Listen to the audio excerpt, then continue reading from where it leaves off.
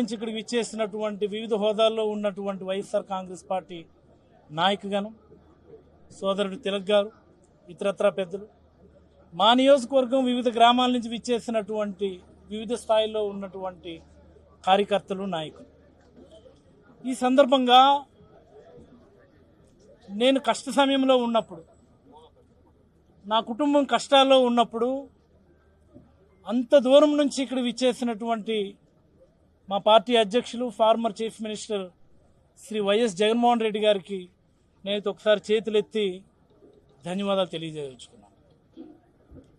రాజకీయాల్లో అనేక సార్లు అనిపిస్తుంటుంది, ఈ రాజకీయ ఒత్తిడిలోను, లక్ష్యాల సాధనలోను, ప్రజల తరపున పోరాటాలు చేసినటువంటి అనేక సందర్భాల్లో కొన్నిసార్లు పాజిటివ్గాను, కొన్నిసార్లు నెగిటివ్గాను కూడా అనిపించేటటువంటి సందర్భంలో ఒకసారి అనిపిస్తుంది. అసలు ఈరోజు నాకు చాలా గర్వంగా నేను ఫీల్ అవుతున్నాను.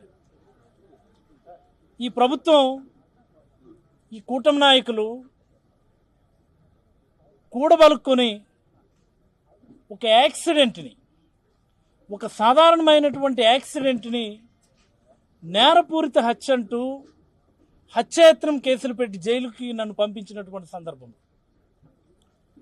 ఈ రాష్ట్రంలో ఆ చివరి నుండి ఈ చివరి వరకు కూడా ఉన్నటువంటి ప్రతి వైఎస్ఆర్ కాంగ్రెస్ పార్టీ కార్యకర్త గొంతెత్తిది అక్రమము అని చెప్పి మాట్లాడినటువంటి సందర్భం చాలా గర్వంగా అనిపించింది.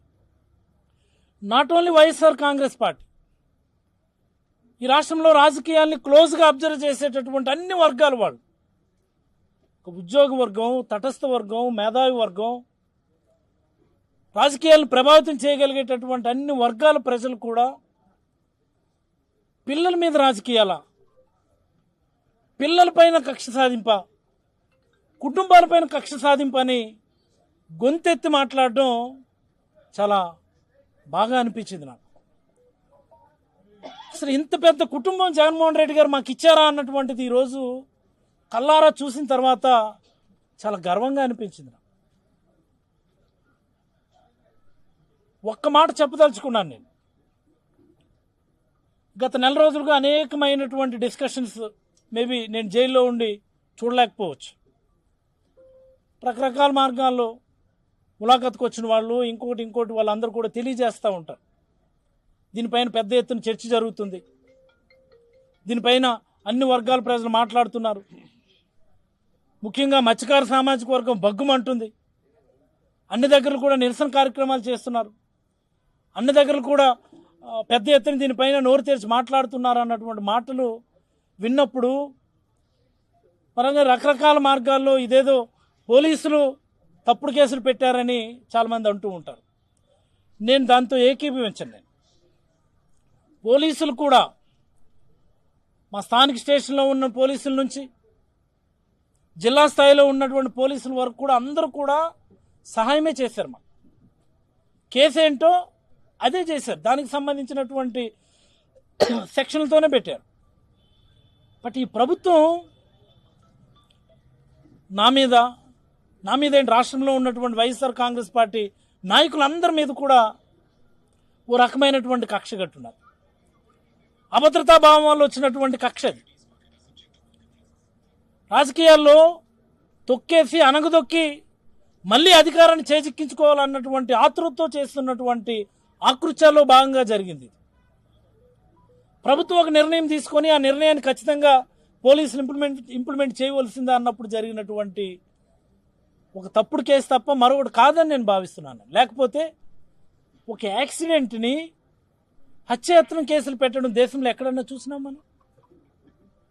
ఇలాంటివి అనేక సందర్భాలు ఉన్నాయి మన జిల్లాలోనే. ఎమ్మెల్యేలు పిల్లలే చేసినారు. ఆ టైంలో ప్రభుత్వం ఎలా స్పందించింది? ఈ యాక్సిడెంట్ జరిగిన తర్వాత రోజునే మా నియోజకవర్గంలో ఒక యాక్సిడెంట్ జరిగింది, దానిలో ఎలా స్పందించింది? అంటే ఈ కేసు కోర్టులో ఉంది కాబట్టి దాని పూర్వపరాలు మాట్లాడడానికి మరి కొంత సమయం తీసుకుంటాను. కోర్టు పరిధిలో ఉన్నప్పుడు వాటి గురించి కామెంట్ చేయడం నాకు పెద్ద ఇష్టం లేదు. ఈ సందర్భంగా అంత దూరం నుంచి వచ్చి ఒక రోజంతా వెచ్చించి నా కుటుంబానికి, మా నియోజకవర్గంలో ఉన్న ప్రతి కార్యకర్తకి ధైర్యం చెప్పడానికి విచ్చేసినటువంటి మా నాయకుడు జగన్మోహన్ రెడ్డి గారికి నేనైతే ముందుగా మరొకసారి ధన్యవాదాలు తెలియజేస్తూ, ఆ రోజు జరిగినటువంటి పరిణామాలు నేను జైల్లో ఉన్నప్పుడు పేపర్లో చూస్తే నాకు అనిపించింది, నాకు ఇన్ని లక్షల మంది ఈ అన్యాయం పట్ల గొంతెత్తుతున్నారా? ఇన్ని లక్షల మంది ఈ అన్యాయం పట్ల కదిలి వచ్చారా?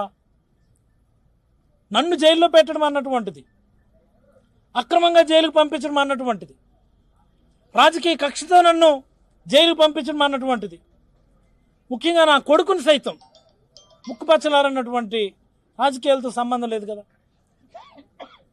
నా మీద కక్ష తీర్చుకోవడం కోసమని నా కొడుకును కూడా బలి చేయటం అన్నటువంటి దాని మీద ఇన్ని లక్షల మంది అనంతపురం నుంచి ఇచ్చాపురం వరకు గొంతెత్తి నినందించడం అన్నటువంటిది నిజంగా నాకు చాలా గర్వంగా అనిపించింది. నాకు మొదట్లో ఒక భావన ఉండేది, నాకు జైల్లో పెట్టారే నాకు కానీ నా కొడుకు కానీ, నేనేం తప్పు చేశాను నేను అని ఓ రకమైనటువంటి చిన్న నిరాశాభావం ఉండేది. ఆ రెండో రోజునే దాసన్ వచ్చారు జైలుకి నాకు ములాఖత్తు పెట్టుకొని కలవడానికి. అదే సందర్భంగా ప్రసాద్ సార్ సందేశం కూడా నాకు చెప్పారు, నాకు ఆందోళన పడొద్దు, రాజకీయాల్లో ఇది భాగమైనప్పటికీ నిన్ను కక్షపూరితంగా పెట్టడం అన్నటువంటిది ఇది ఈ రాష్ట్రంలోనే ఒక పెద్ద ఉద్యమం క్రియేట్ చేసేటటువంటి అవకాశం ఉందని చెప్పి నాకు రెండో రోజు వచ్చి నాకు ధైర్యం చెప్పారు. నేను ఆలోచించుకుంటూ ఉండేవాడిని, నేను ఎలాగ ఏ మాదిరి ఉద్యమం అవుతుంది అని చెప్పి. బట్ ఎప్పుడైతే నాయకుడు రావడానికి ఒక నిర్ణయం తీసుకున్నారని మళ్ళీ పెద్దలు నాకు తెలియచేశారు, దీనిపైన రాష్ట్ర వ్యాప్తంగా పెద్ద ఎత్తున చర్చ జరుగుతుంది. ముఖ్యంగా మత్స్యకార సామాజిక వర్గంలో ఇది చాలా ఇన్డెప్త్, ఇది అన్యాయం అని చెప్పి అన్నటువంటి మాట వెళ్తుంది అన్నటువంటి విషయం చెప్పిన తర్వాత జైల్లో పెట్టడం అనే దాన్ని కూడా నేను చాలా సానుకూలంగా తీసుకున్నానని నేనైతే భావిస్తా ఉన్నాను. ఈ 3 వారాల టైం నాది, బాబుతో కలిపితే 4 వారాల టైం, మేబీ ఒక దీక్ష లాంటి సమయమే నాకు కానీ నా కుటుంబానికి కానీ. మరి ఈ సందర్భంలో నాకు ధైర్యం చెప్పి, నాకు వెన్ను తట్టి, నాకు అన్ని రకాలుగా సహకరించిన పార్టీలో ఉన్నటువంటి అందరికీ, ఒక చిన్న కార్యకర్త నుంచి రాష్ట్ర అధ్యక్షుడి వరకు, జిల్లా పెద్దల గురించి అయితే నేనైతే ఒకసారి ప్రత్యేకంగా చెప్పదలుచుకున్నాను. నాకు జైల్లో పెట్టడమే కాకుండా నాయకుడు నన్ను చూడడానికి వచ్చినప్పుడు జరిగినటువంటి పరిణామాల గురించి కూడా ఒకసారి మాట్లాడితే, ఇచ్చెర్ల గొర్రెల కిరణ్ గారి మీద వాళ్ళ బృందం మీద కేసులు పెట్టారు. తిలక్ గారు పలాస వస్తే మా బృందం తిలక్ గారు అందరి మీద మళ్ళీ కేసులు పెట్టారు. ఆ జిల్లా పార్టీ అధ్యక్షులు అలాగే ప్రసాద్ సార్ వాళ్ళ అబ్బాయి మీద, వాళ్ళందరి మీద కూడా కేసులు పెట్టారు. మరి ఆమ్దాల వలస చింతాడు రవి వాళ్ళు అందరు బృందాన్ని అయితే ఏకంగా మళ్ళీ వాళ్ళను కూడా నాతో పాటు జైలు సహచరులుగా అక్కడ పంపించినటువంటి సందర్భం. ఇవన్నీ ఇన్ని చేయడానికి కారణం ప్రజల్లో వచ్చినటువంటి ఆ నిరసన జ్వాలని ఈ ప్రభుత్వం తట్టుకోలేకపోతుందేమో అని నేను అభిప్రాయపడతా ఉన్నాను. కూటమి నాయకులకి అది కంటగింపుగా ఉందేమో అని నేనైతే అభిప్రాయపడతా ఉన్నాను. అందుకనే ఆ జ్వాలని చల్లార్చాలంటే, అలాంటి ఉద్యమాలను చల్లార్చాలంటే ప్రభుత్వాలు ఎప్పుడు చేసేటటువంటి ఒక తప్పు అణచివేత ధోరణి ఎంచుకోవడం. ఆ అణచివేత ధోరణి చంద్రబాబు గారికి ఉన్నటువంటి అపారమైనటువంటి అనుభవాన్ని ఉపయోగించి అణచివేత ధోరణి ఎంచుకొని ఇన్ని కేసులు పెట్టినారు. అది చాలదన్నట్టు ఏకంగా ఒక రాష్ట్ర ముఖ్యమంత్రి స్టేషన్ హౌస్ ఆఫీసర్లతో రివ్యూ తీసుకోవడం అన్నటువంటిది దేశ చరిత్రలో ఎక్కడ లేదు. అసలు దేశ చరిత్ర ఇది మొట్టమొదటిసారి. స్టేషన్ హౌస్ ఆఫీసర్లతో హెచ్ఓడీస్ అంటాం, హెచ్ఓడీలను కాదని, అట్లీస్ట్ లేదా జిల్లా ఆఫీసర్లు కాదని, ఒక ఎస్ఐ స్థాయి అధికారితో రాష్ట్ర ముఖ్యమంత్రి రివ్యూ పెట్టుకోవడం అన్నటువంటిది దేశ చరిత్రలో ఇది ప్రథమం. ఇది అంటే చంద్రబాబు గారు ఈ కూటమి నాయకులు ఎంచుకున్నటువంటి మార్గం ఏంటంటే మరింత అణచివేత ధోరణిలోకి మేము వెళ్తాము అని చెప్పి చాలా స్పష్టంగా మెసేజ్ ఇస్తూ ఉన్నారు. చంద్రబాబు గారు గుర్తుపెట్టుకోవాల్సిన విషయం ఒకటే, ఎక్కడైతే అణచివేత తీవ్రమవుతుందో,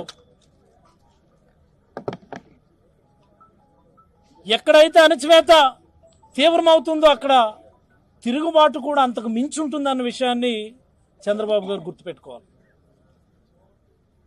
ఇప్పటికే రాష్ట్ర వ్యాప్తంగా రాష్ట్ర ప్రజల్లో ఉన్నటువంటి తిరుగుబాటు స్వరాలు మనం వింటూనే ఉన్నాం. నిన్న కర్నూలు వెళ్ళినప్పుడు ఆ ప్రాంతంలో ఉన్నటువంటి ప్రజల యొక్క గర్జన ఎలా ఉందో మనం చూసాం. అంతకుముందు దేవరపల్లి రాజమండ్రి వచ్చినప్పుడు రైతుల్లో గర్జన ఎలా ఉందో చూసాం మనం. మరి మన ఉత్తరాంధ్ర ప్రాంతానికి వచ్చినప్పుడు ఇంత సుదీర్ఘమైనటువంటి హైవేలో ఒక రోడ్ షో అన్నటువంటిది నాకు తెలిసి దేశ నాయకుడు ఎవ్వరు కూడాను చేయలేనటువంటి ఒక గొప్ప యాత్ర అది. ఇవన్నీ ప్రజల్లో ఉన్నటువంటి ఆ నిరసన స్వరానికి ఓ నిదర్శనంగానే మనం భావించాలి. వైఎస్ఆర్ కాంగ్రెస్ పార్టీకి మరి ముఖ్యంగా ఈ రాష్ట్రంలో ఉన్నటువంటి సాధారణ ప్రజలకి మంచి రోజులు వచ్చినట్టే మనం భావించాలి. మనం కేవలం ప్రతిపక్షంలోనే ఉన్నాం తప్ప మరికొద్ది రోజుల్లో మన నాయకుడు